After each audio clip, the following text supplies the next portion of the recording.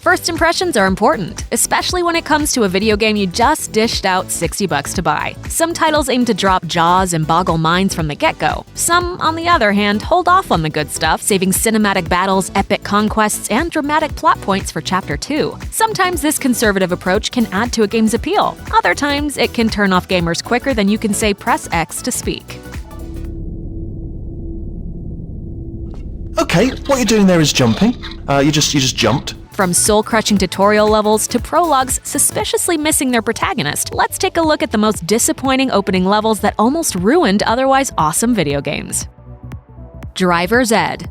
Players wouldn't be foolish to assume that 1999's Driver kickstarts the action right from the get-go. After all, we're talking about a game that takes inspiration from 70s car chase flicks and literally has the word drive in its title. Unfortunately for gamers prepared to put the pedal to the metal, Driver's opening level is less reminiscent of a high-chase pursuit and more akin to driving lessons with your dad in the empty parking lot across the street. The brakes, Teen, on the left, you're about to hit that car, the brakes, hit the brakes! In the tutorial level to end all tutorial levels, players were forced to prove their abilities by performing a laundry list of maneuvers, including a reverse 180, slalom, and burnout, before taking to the open road on their first bank job. Not what we signed up for when we leapt behind the wheel as a former race car driver turned undercover cop John Tanner. Grown-up gamers recall this tutorial with a mixture of nostalgia and road rage, fondly reminiscing about all the times they chucked their controllers and forced their parents to take the wheel.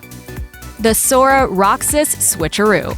By the time Kingdom Hearts came to a close, JRPG fans everywhere had fallen in love with the likes of Sora, Riku, and Kairi. It goes without saying that we couldn't wait to hop back into their oversized shoes to hack up some Heartless in the inevitable sequel. But when that sequel finally came to the PlayStation 2 in March 2006, gamers were a little confused. Who was this blonde-haired Sora wannabe? And what was he doing dreaming of our hero? What was this so-called Twilight Town? And why does everybody just sit around all day eating sea salt ice cream? Acting like a tutorial for the main game, the opening section of Kingdom Hearts 2, in which players took control of Roxas, dragged on for what seemed like forever. Suffice to say, the revelation that Roxas was Sora's nobody, the body and soul of someone who's lost their heart, didn't exactly clear up much confusion. It would be another 2.5 years before Roxas' mysterious backstory would be fully explored in the Nintendo DS exclusive prequel to Kingdom Hearts 2, Kingdom Hearts 358 Days Over 2.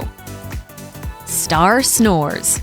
A creepy, abandoned mining facility littered with bodies? Check. An intriguing mystery to uncover via computer terminals? Check. Murderous, malfunctioning droids? Check. The opening level of Obsidian Star Wars RPG Knights of the Old Republic 2 The Sith Lords sounds awesome on paper. And it is, until you realize that corpses, data logs, and repetitive robots are all you have to look forward to for the entire first hour of the game. That's without even accounting for the insufferable exposition spouting holograms that crop up every so often. Let's face it, The Sith Lords is an awesome game, but its opening level is sort of a mess. The enemies are repetitive, the mining facility's layout makes it easy to get lost, and you're forced to run around in your undies until you finally stumble onto a miner uniform and some 2-bit gear. It's a shame, because the survival horror atmosphere of the first few moments after your character awakens alone sure are spooky. Ultimately, though, it's all the soul-crushing wandering and blasé baddies that still inspire terror in us all these years later. No, me bored. Bored! Whoa,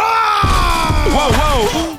Trying your patience. Fallout 2's bleak, tongue-in-cheek take on post-apocalyptic America is the stuff of CRPG legend. That said, the retro-futuristic end-of-the-world sim also plays host to one of the most rage-quit-inducing areas in any Fallout game, or any game period. Before accepting their destiny as the champion of Arroyo and tracking down a Garden of Eden creation kit, the Chosen One must prove their mettle in the aptly named Temple of Trials. One might assume that this area would emphasize improvisation, allowing players to put their newly customized build to use. Wrong. Fallout 2's tutorial disguised as a dungeon forces players into hand-to-hand combat with giant ants and red scorpions, later providing them with a spear to properly defend themselves, regardless of their preferred weapon of choice. It also demands that they know their way around a lockpick and explosives. In other words, players are forced to compromise their preferred playstyle in order to complete their very first quest. And in a game that lets you play it in just about any way you want, being forced to lump all your points into 3 stats you could care less about really puts a damper on character customization. Oh, come on, Ōkami. Speaking of intrusive tutorial pop-ups, Ōkami is frequently called one of the greatest games ever made, probably by gamers who've surely forgotten about its annoying opening level. Wielding her celestial brush, the lazily titled Celestial Brush God, Amaterasu makes a grand entrance in a nearly 20-minute, unskippable opening filled with phantasmagorical graphics, intriguing lore, and characters who prattle on in a maddening, mumbly, made-up language. Like most game intros, Ōkami's first level also features a number of tutorial prompts aiming to guide newbies through their quest to clear demonic forces from ancient Japan as the all-powerful sun goddess. No one's arguing that Ōkami's tutorials aren't thorough. On the contrary, Amaterasu's very own personal Jiminy Cricket, Isun, explains Ōkami's many gameplay elements in clear, concise, and even quirky language. His advice also happens to crop up at the most inopportune moments, interrupting action and immediately hindering immersion after players complete each feat. The game picks up after this instructional onslaught, offering one of the most memorable gameplay experiences of the last decade. But dang if that opening tutorial isn't aggravating enough to get gamers putting their discs to better use, as frisbees, maybe. Rayne, go away. If the Blade film trilogy taught us anything, it's that human-vampire hybrids are supposed to snag all of their parents' strengths and none of their weaknesses. So when Terminal Reality's Blood Rain dropped gamers into the high-heeled boots of all-powerful Dhampir Rayne, Death by Water was probably the last thing on their minds. Unfortunately, chief among the badass half-vamp's weaknesses is deadly aversion to H2O. Thanks for dragging me out here.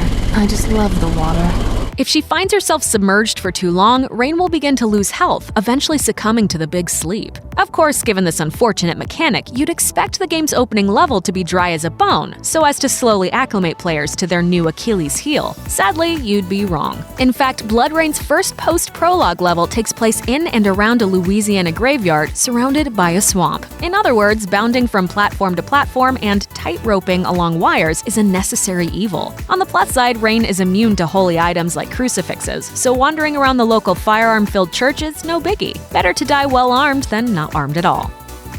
God Hand tests your faith. The obscure PlayStation 2 exclusive God Hand, directed by Resident Evil creator Shinji Mikami, is one of those peculiar titles that just never received the acclaim it deserved. This was partly due to a now notorious negative review that inspired serious conversations about reviewer bias in gaming, and partly due to God Hand's zany, over-the-top tone. Still, with a Metacritic user score of 8.2, this wacky neo-western beat-em-up knew its audience and catered to their appetite for challenging gameplay and strange sensibilities, even if it may have gotten off on the wrong foot. After the briefest of cutscenes depicting main characters Jean and Olivia, players are thrust into the action without so much as an ounce of expository dialogue or combat tutorial. Before you know it, you're pounding on thugs, beating statues until they spit out items, and powering up your titular God Hand to send demons reeling back to hell. Whereas some of the most annoying opening levels in gaming feature arduous explanations of every single character, conflict, and core gaming mechanic, God Hand, well, doesn't. Instead, it throws the players into the deep end and forces them to learn to swim all on their own. You've got to crawl before you walk.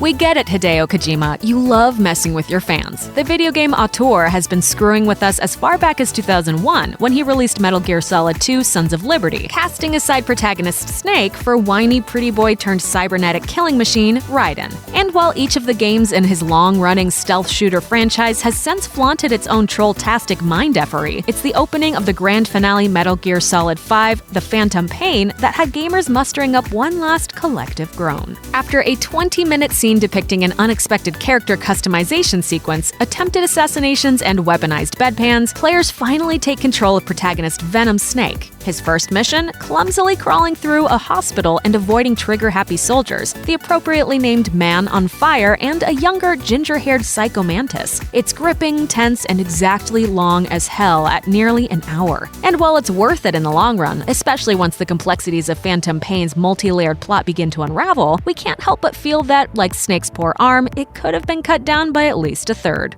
Thanks for watching. Click the SVG icon to subscribe to our YouTube channel. Plus, check out all this cool stuff we know you'll love too.